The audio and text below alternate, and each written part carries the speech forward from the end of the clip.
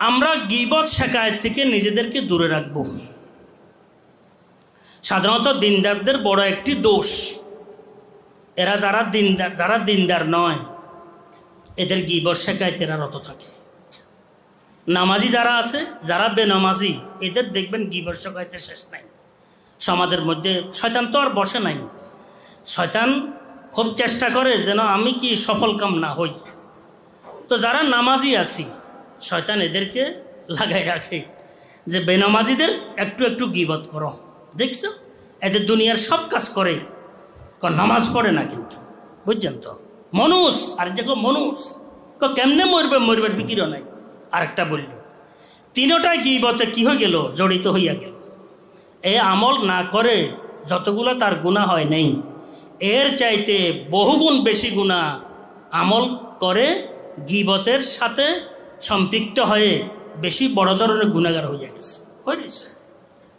এই কারণে আমরা গীবত শেখায়ত থেকে নিজেদেরকে দূরে রাখব, খুব লক্ষ্য রাখি।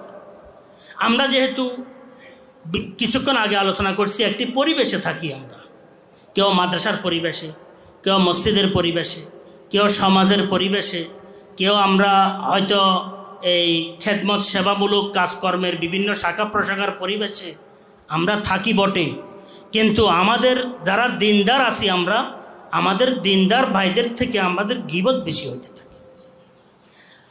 গীবত যেন কখনো না হয়। আসলে গীবতের মূল সূচনা হয় নিজের মধ্যে অহংকারের কারণে। কিসের কারণে?